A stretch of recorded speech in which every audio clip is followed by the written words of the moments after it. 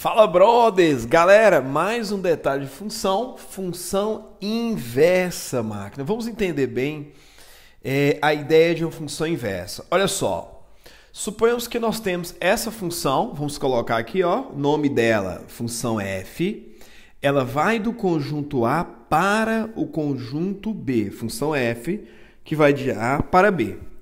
De uma maneira simples, para ficar mais fácil, você vai pensar assim, ó, o conjunto A está representando o x da função e o conjunto B o y, ou seja, o domínio, e aqui no caso a imagem da função, tá bom? E aqui a função f de x é essa, 1 menos 3x.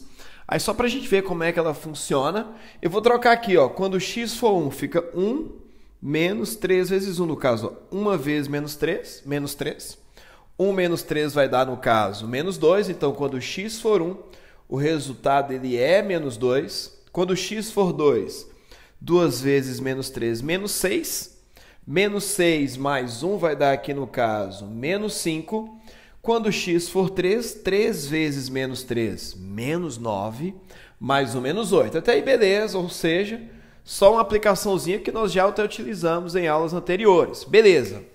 Brother, o que acontece? Suponhamos que agora eu queira criar uma função que faça a volta. Pensa, essa nossa função ligou o conjunto A no conjunto B. Agora eu quero que a função faça o seguinte, eu quero voltar.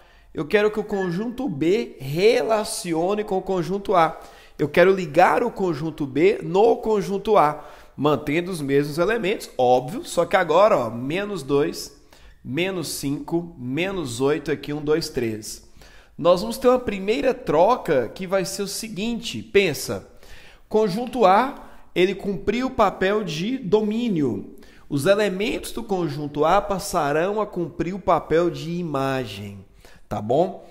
E os elementos de B estavam cumprindo o papel de imagem, que são as respostas, cumprirão a função de domínio. Que viagem, hein? Vamos lá.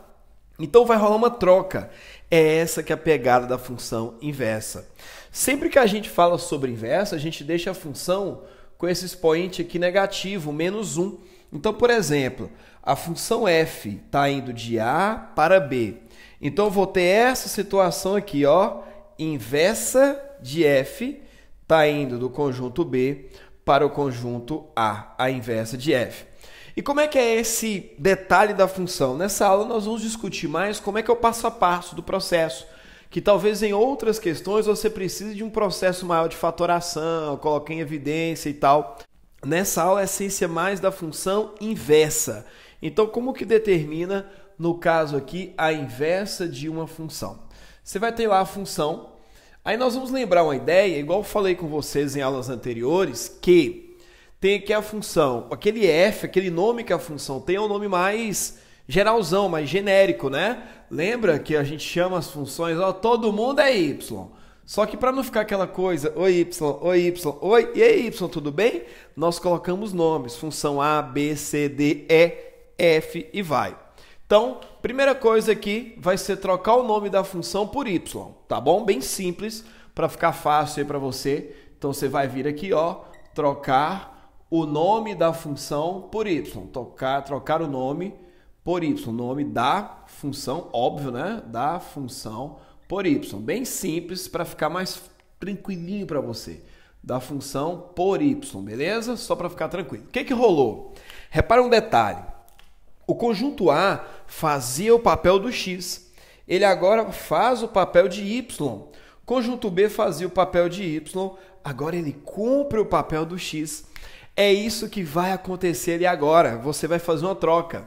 Você vai trocar y por x. Então, vamos lá. Trocar y por x.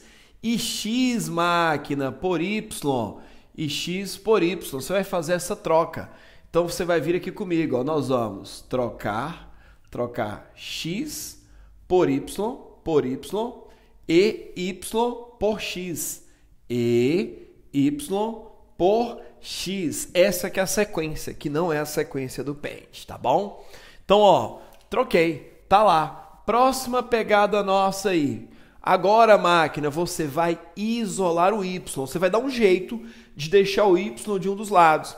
igual eu coloquei, tem esse caso, é tranquilo, mas daqui a pouco você pega uma questão que há uma necessidade maior de você preocupar em fazer fatoração, fator comum evidência, toda aquela viagem. Então a segunda etapa nossa é isolar o y. Tá menos 3y, passa para o outro lado, 3y, vem, chama ele que ele vem, chama. Agora aqui, x está positivo, passa negativo, já tinha um mais 1 lá. Vamos lá, 3 está multiplicando, eu vou passar dividindo, fica menos x mais 1 sobre 3. Menos x mais 1 sobre 3. Tá lá. A partir do momento que você conseguir isolar o y, galera, isso que tem aqui, ó, é a inversa, é a função inversa. Então, quando eu consigo deixar o y sozinho, isoladaço, isso que apareceu ali vai ser a função inversa.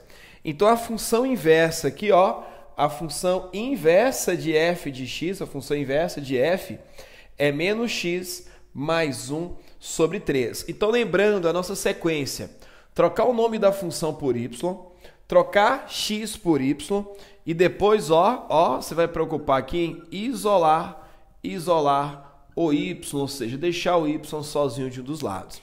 Vamos ver se ela funciona?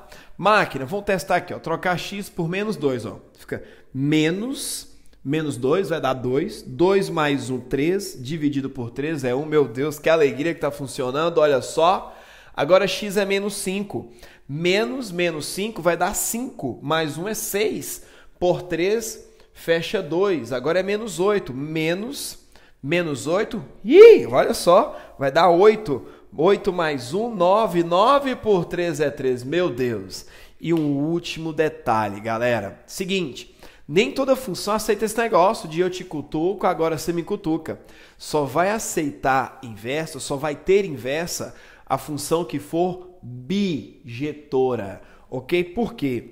Porque tipo assim, visualiza uma função nesse formato aqui, ó. Esse tipo de função ela não é bijetora. Quando você fizer a inversão, por exemplo, esse elemento cutucava esse, agora tem a volta. Esse cutucava esse, tem a volta. Isso aqui nem função é.